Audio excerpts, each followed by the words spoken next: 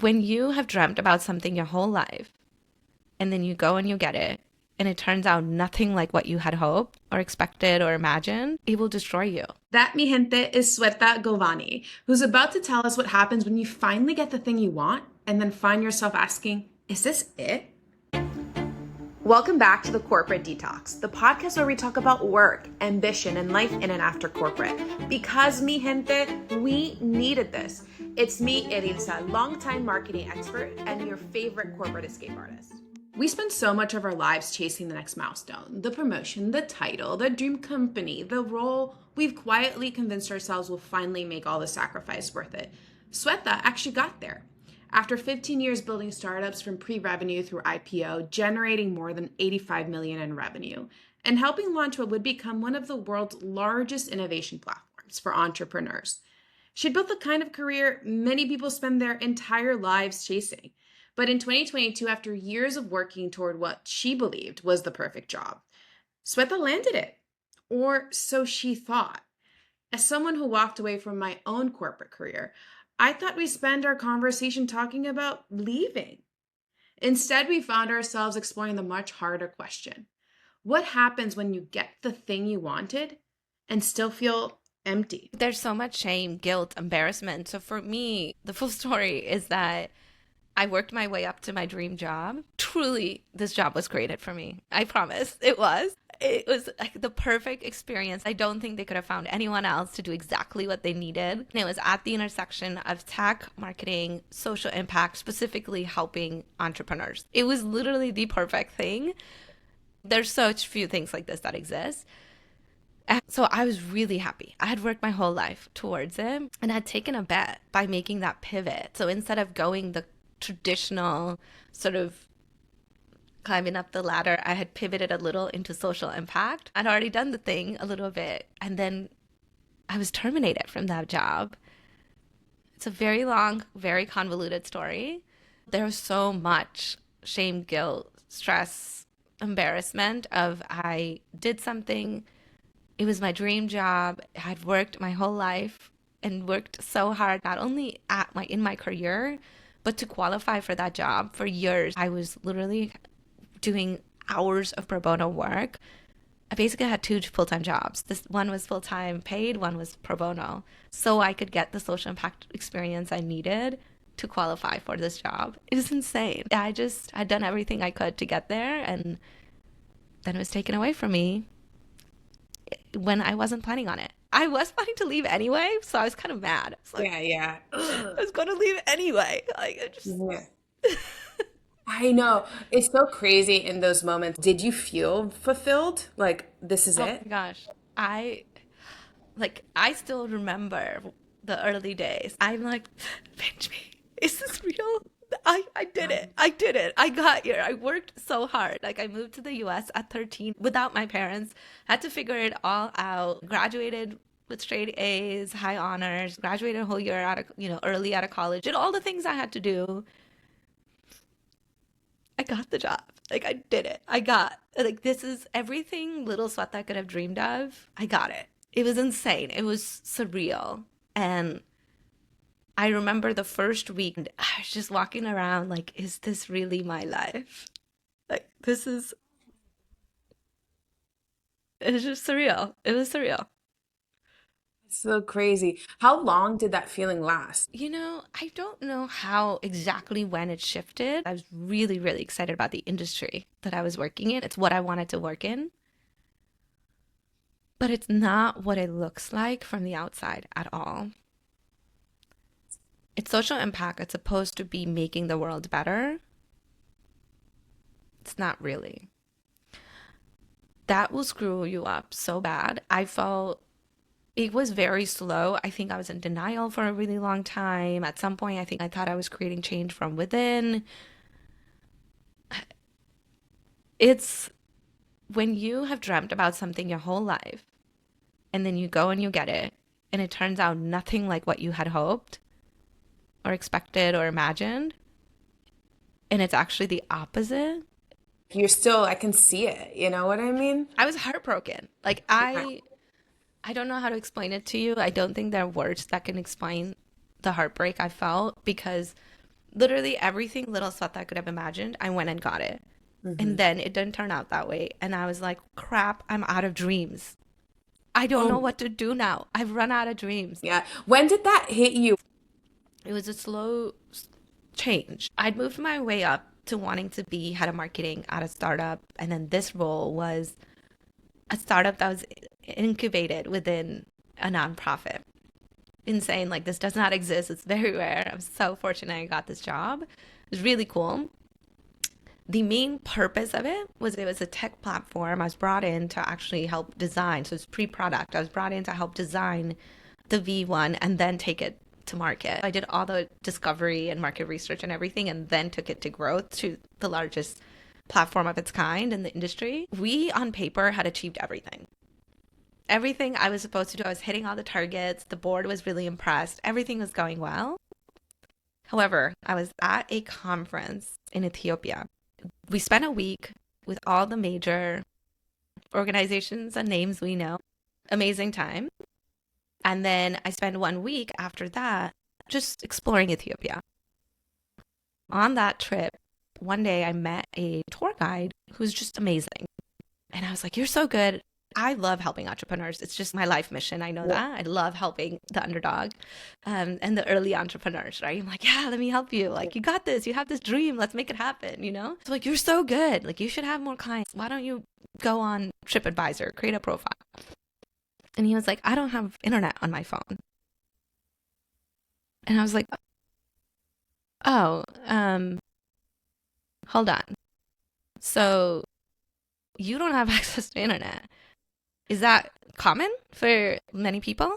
And he was like, yeah, it's common. Like, everyone here goes to this place. And I'm like, okay.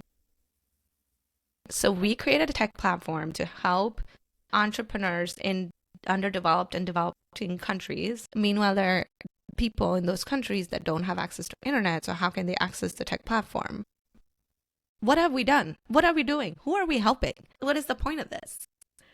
And I ended up having to sit with that reality. That trip was so tough on me. I went back and I actually ended up presenting to the board that we needed to really rethink the entire startup. And they approved for me to go do research. That's just how it works. To prove out the pivot. And they decided, they agreed with me. And we decided to shut it down. The pivot that we needed was just going to be too costly. How did that feel like when you were in that? It just destroys you when you've spent years building something and on paper it looks like you're hitting all the right numbers, but deep down you realize you're not actually making the impact that you had set out to. Now you've run out of dreams. Interesting to me. Do you think that part of it is that we're running someone else's dream? That's such a good point. I was honestly genuinely shocked that I didn't know this information. I knew there was a digital divide. I know that, and it still exists in the world. I just thought that the social entrepreneurs that we were trying to help did have access. So that was the hard part. I don't know if it was, now you're making me think. Maybe I secretly just wanted it to be true because that's what I could do and that's where I could be helpful. Yes, yes, And it's what my expertise and skills are in. Don't we all want to try to do something good in the world? Like, of course we do. But actually, I think what you're helping me realize is the big thing I learned in doing the impact-driven work is really embodying at what's core to marketing. It's not about me. It's not about my business. It's not about my product. It's not about my solution.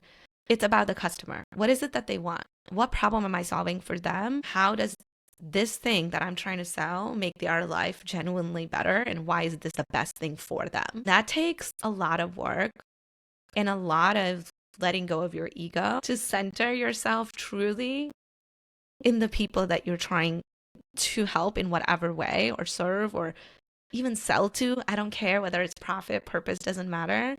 You have to center it in those humans. And that's a lot of work. And it's a lot of work every single day. And it's hard. I just was naive.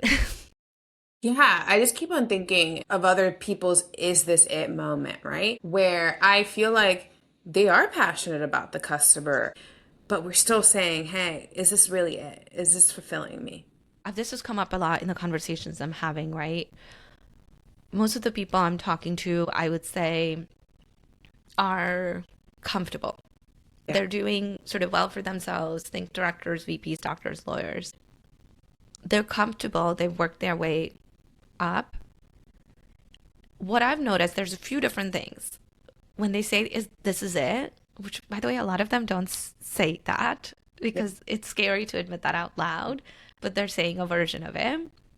Some percentage of them are actually going through exactly what I went through, which is they realized that what they worked up to is not what they thought it would be at all. And it could be because, yes, you are working on the right mission, but your job is not what you thought it would be. I see that a lot, for example, with technical people, like engineers, as they move up the ladder. The big question engineers will always ask is, do I want to be an individual contributor or do I want to lead a team? All the meetings, all the management, all the things that you do as a people leader don't feel like work. They don't feel like what you are supposed to be doing. It doesn't feel like a good use of your talent and your time. And so they feel really conflicted in that. I see that with all my engineering friends. All of them deal with that. No matter which path they picked, you just hit a ceiling as an individual contributor. There are companies that have paths, but not everything. Not all companies do. Many of them, though, are dealing with realizing that the mission is just all wrong, right? Like you're spending all your day doing things, but when you look back on Friday or at the end of the year, you're like, what did we actually do? What did we actually achieve? What impact did I make in this world? How did we actually help anybody do anything, make anyone's life better? And you realize you kind of didn't. And that I think is pretty hard to sit with because no money in the world is going to be sufficient if you don't feel fulfilled and excited by the work that you're doing. So I think some of that is mission, some of that is the actual work that you're doing. And then there's a third category, which is, I don't know if it's just this time. I don't know if previous generations felt this way, but the best way I would capture it is fragility. There's this fragility that I'm hearing so many people actually feel. They don't all admit it, but that's what they're saying. If you think about this, these people that I'm talking about, they're comfortable lives. They're not stupid wealthy where they don't need to worry about money. And that means that they realize that if one of them, usually it's dual income households, one of them loses their job, their life will change overnight. Yes, that is gutting.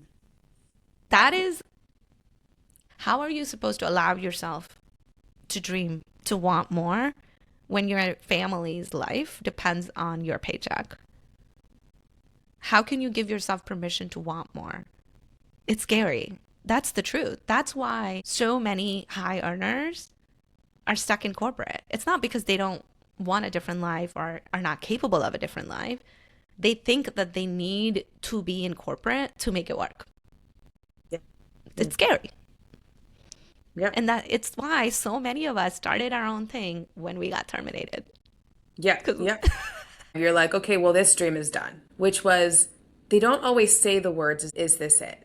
In your work, what do you hear instead? When I'm doing work with entrepreneurs, those are the people who've already made the decision that they're now starting something of their own. They come to me, and one of the things is I ask them, I say, what is your vision for success? It is intentionally left relatively bare bones, and I generally chat through that with them.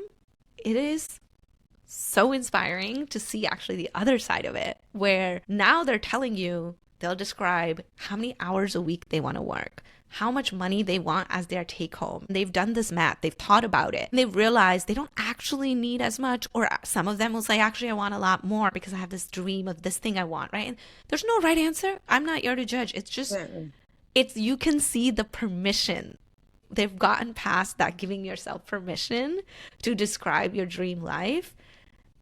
That's the most common thing that I experience. And when I probe, they'll tell me, I really don't want my life to be what it used to be when I was in corporate. There's this clarity that they have of, I know that is not it. And now that I'm building my own thing, I need to make sure that I build something that feels like my version of the way that I want it. And everyone's version is different. It actually really surprises me how much variety there is. You know, someone wants certain amount of take home pay and someone will say the sky's the limit, right? Or someone will say I'm willing to work on this for a year or two before it hits X amount. Someone will say, well, listen, my situation is different. I need to actually make money pretty quickly, so we need to build a business around that reality. Everyone's different. Everyone has different parameters, has different reasons, different wants, and it's really exciting. For me, it keeps going back to that permission piece. It's the lack of, no one is saying it is because they don't feel like they have the permission. And I'll be honest, a question that I'm thinking about, and I'm curious if you have any thoughts on this too, is what shifted in that? How did you get yourself permission? What happened?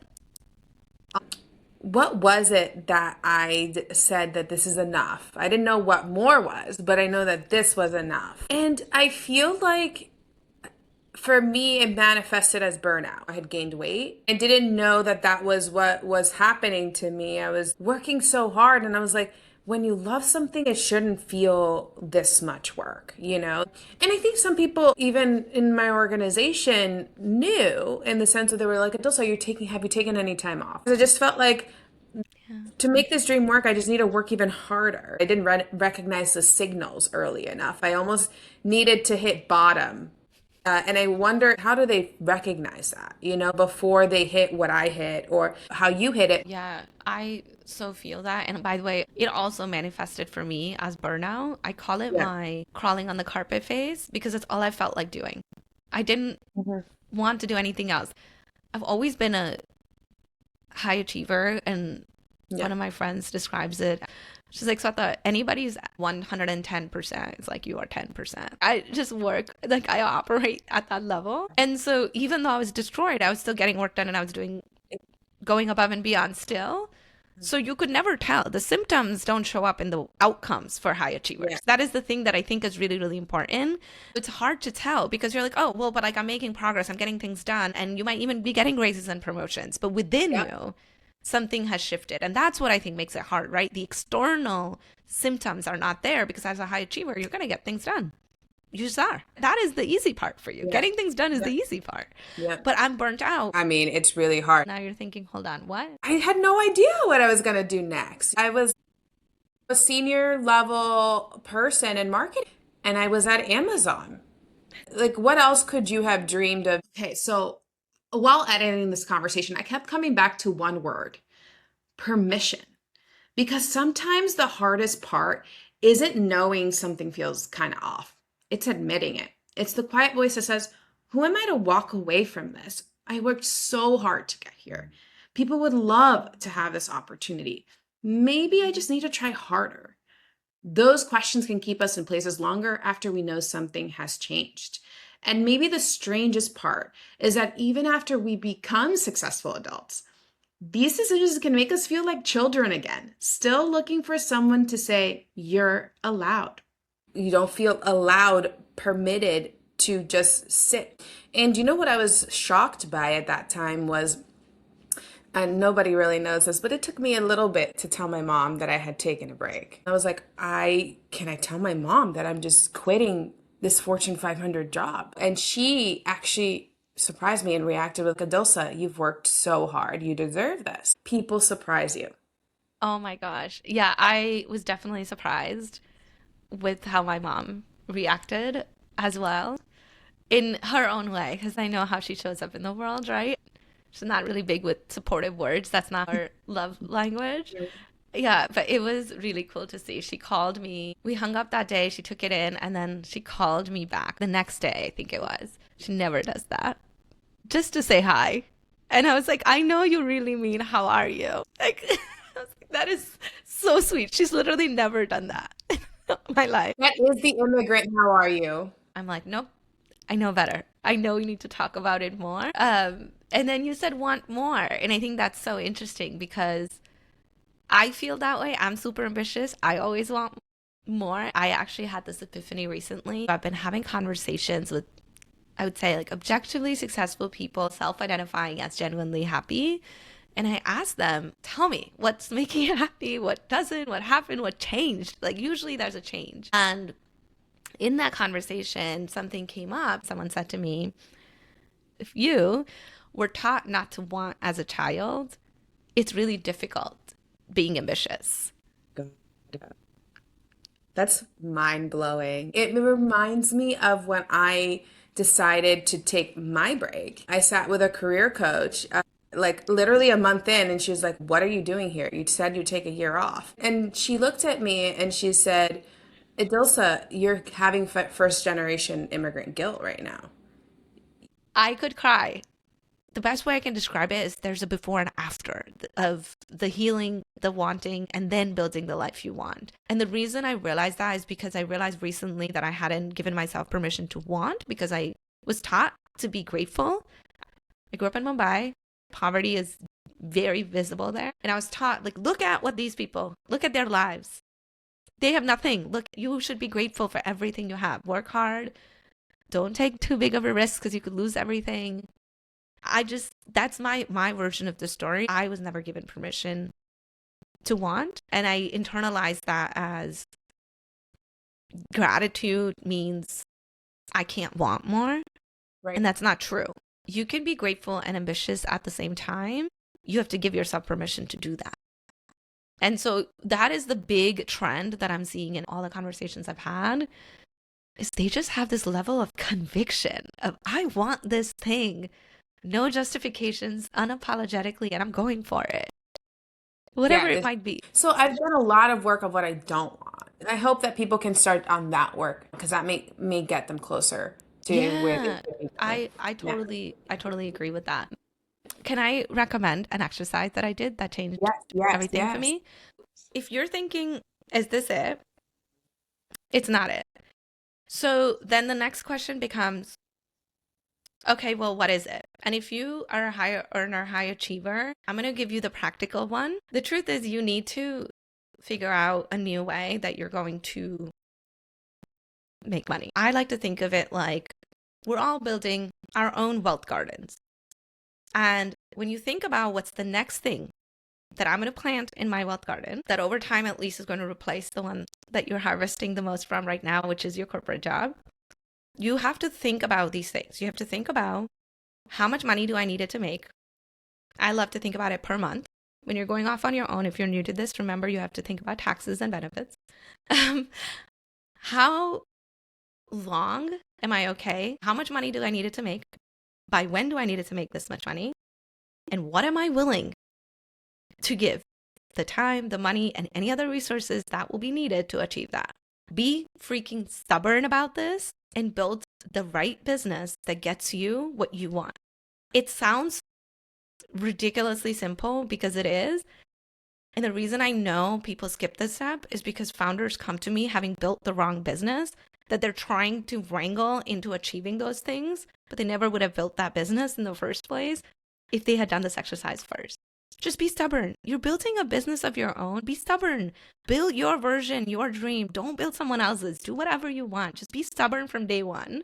And you'll automatically start giving your brain the space to figure it out. Your brain does this magical thing where it starts thinking about business models or types of businesses that you can build that will help you achieve that, which you can never do if you start with my idea, my business first, and you'll try to wrangle it into what you need it to do for your life. Do it the other way around. I heard this week somebody who built this business, and her partner asked her, "What's your out money?" And she's like, "I have no out money. This is going to work." Do you think that's healthy? What do you think is that balance between conviction and length of time you're willing to let this thing ride? I think anybody can make any business work. The question is always how long it's going to take and how many iterations. It may look nothing like the one you started with, but you can make it work. For me personally, what I'm driven by and what I have seen is the founders who can last the longest enough to make the business work and be successful and actually build them into multi-million-dollar businesses actually have deep conviction around whom you solve a problem for. When you find the thing that you are obsessed with, and it's obsession. It's true. Entrepreneurship is a form of obsession. You have to be a little delulu, and that's okay. That's why I say I'm going to assume you know whom you want to solve a problem for, and if not, do the work to figure that out. And then also be practical about how it fits into your wealth garden.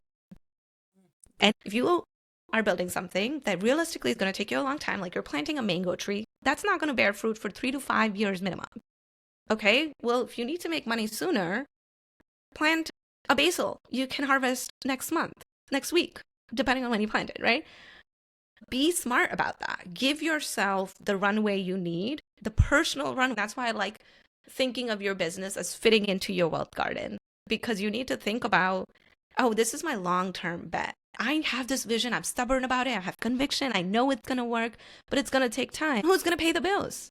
Are you okay with not, having any investments for a while? Are you okay pulling money out of your savings? Are you okay not putting money towards your children's XYZ dreams or goals? You decide for yourself. How does that fit into your personal wealth garden? What do you need it to do?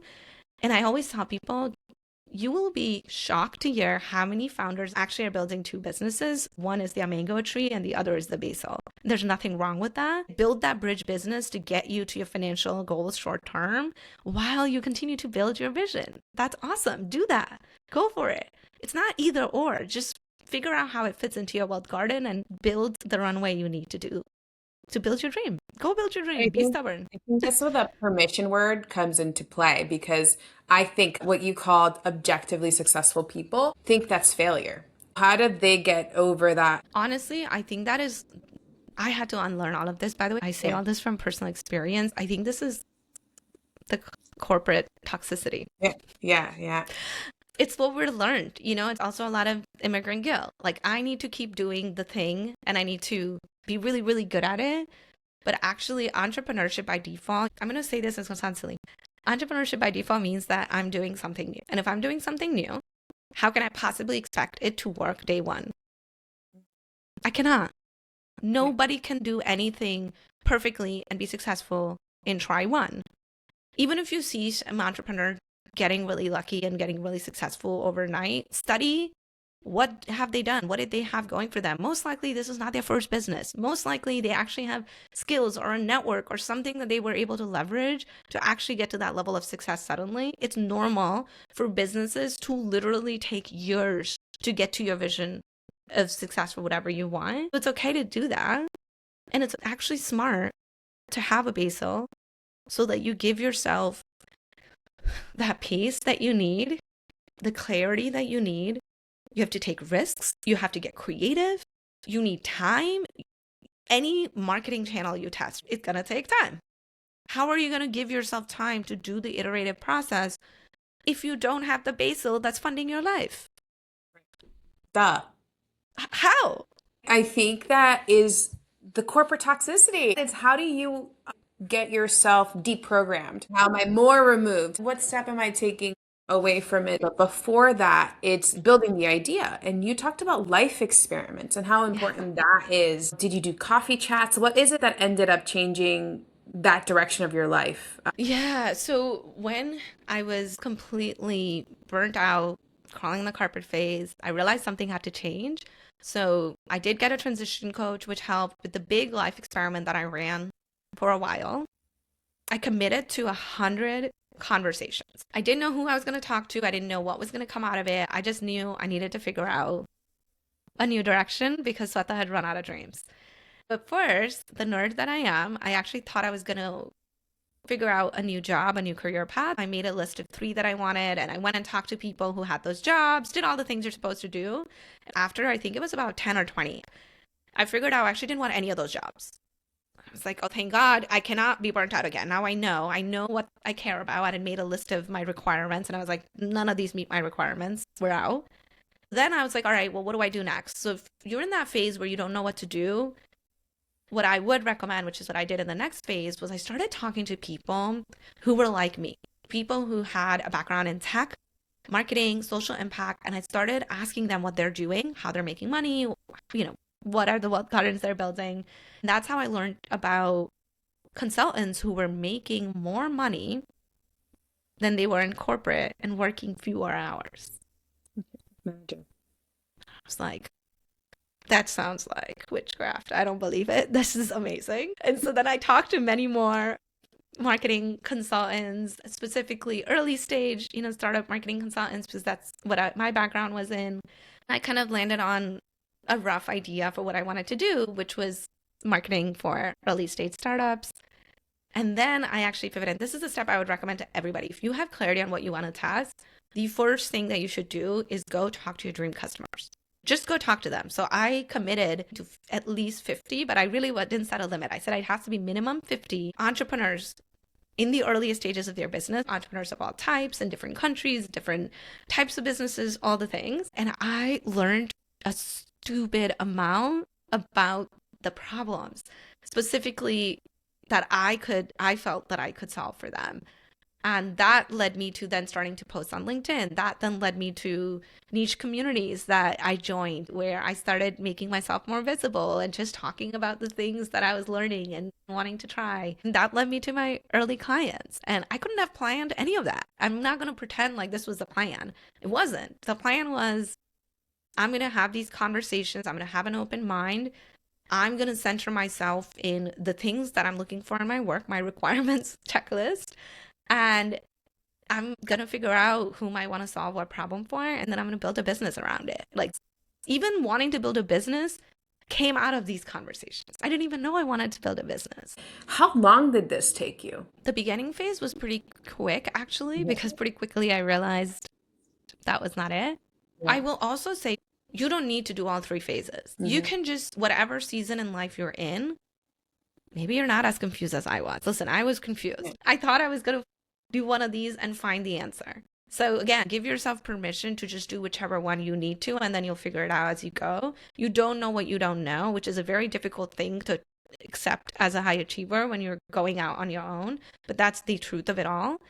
And so I think that first stage only took me a few weeks. The hardest part was actually getting them to respond, because I'm cold DMing strangers who are taking time out of their day. So it took time to find the right people, write thoughtful messages, and get them to respond to me.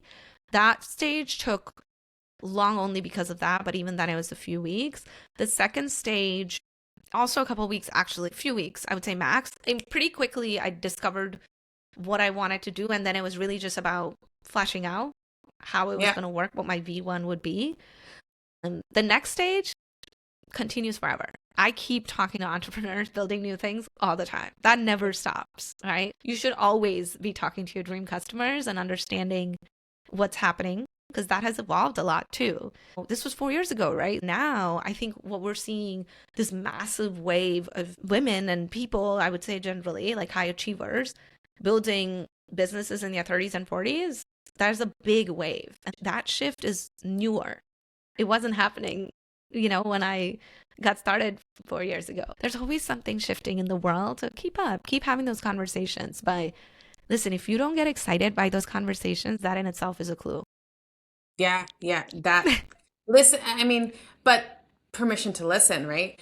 It's scary, but when you realize your gut is telling you the wrong things, you don't want to listen. You want to be able to just be comfortable. For me, it was even like a micro lesson of, who did I want this podcast for? Did I want it to be about marketing, or did I want it to be about, how we became better versions of ourselves in ambition? And so many people were pushing me to marketing. Adilsa, that's your lead gen funnel. Make this about marketing. But this stuff, this work leads itself to so much. And so listening to that gut and what you're... Can I just say, I want to react to that, because you're naturally doing the thing that I was recommending, which is you're planting different sections in your wealth garden that have a different job. That is the big piece that I had to learn, was not everything that I'm doing has the same job, right? I have a real estate property that I bought last year and I turned into a community living home, and it's now generating cash flow. That's mainly semi-passive. And that has a very different job in my wealth garden compared to my fractional CMO work, compared to my founder program. Each of them have different roles, and they also play a different role, not only from a money perspective, but from a fulfillment perspective. Mm-hmm. So there are things that I'm doing that don't feel like they fit into the walled garden right now. I think of those as my mango trees. We don't know yet. Maybe it's actually a mystery tree. I don't know. I don't know what fruit it's going to bear yet, but I'm following my intuition because I've given myself permission to experiment, to try things. And Yeah. you can only do that if you plant the basil tree. Like Yeah. plant, right? Get the basil in. Get the Yeah. basil in, take care of your short-term needs, and then that you have time and energy to go plant that mystery tree in the back and see what comes out of it. I think you're naturally doing that, and I love that. Like, I love that for you. I'm so happy for you that you're naturally building this garden. That's amazing. Yeah. There needs to be things that spark joy. I don't know, y'all. Joy, is that the thing we're actually all seeking? Because after spending so much of my life chasing achievement, I thought I'd find it on the other side, and I didn't. And I don't think I'm alone in that. Research consistently finds that only 1 in about 3 adults say they're very happy with their lives. The majority sits somewhere in the middle, not unhappy, but not deeply fulfilled either. And that's why this next part of the conversation stayed with me, because Sweta isn't really talking about happiness as a single emotion.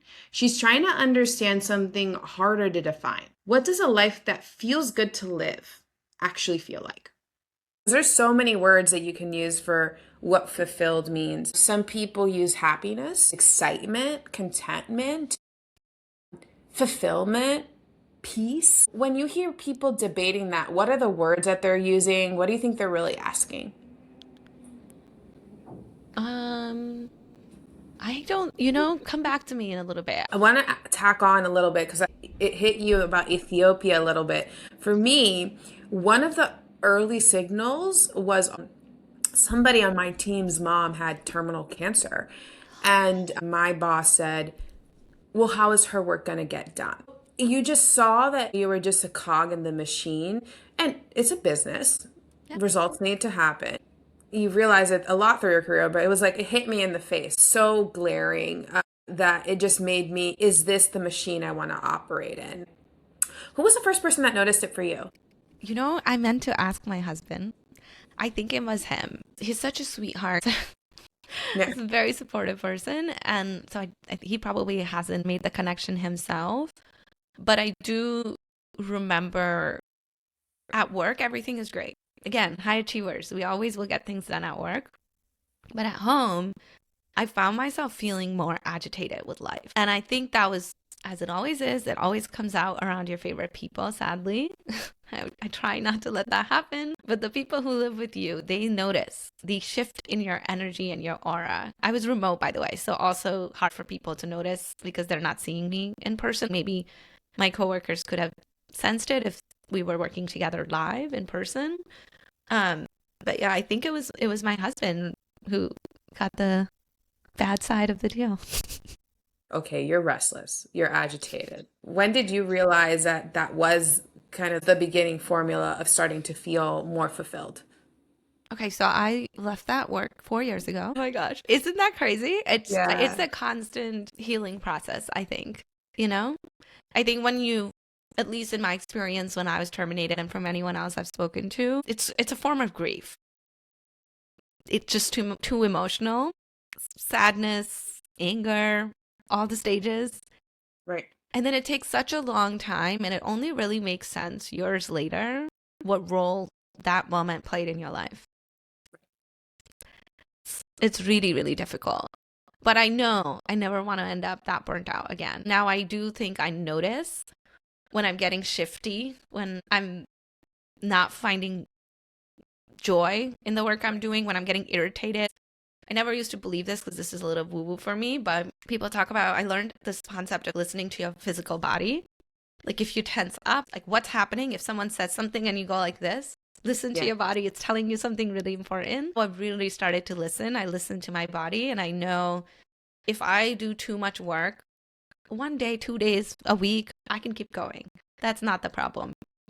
But if there's a whole season in life where everything is feeling like this, I need to change before I burn out. I have to stop it. So I know that now, but I couldn't have explained any of that until I had gone through it. Do you know part of it is probably we accepted that was what life was. We accepted being agitated and That is like how we needed to live. Yeah.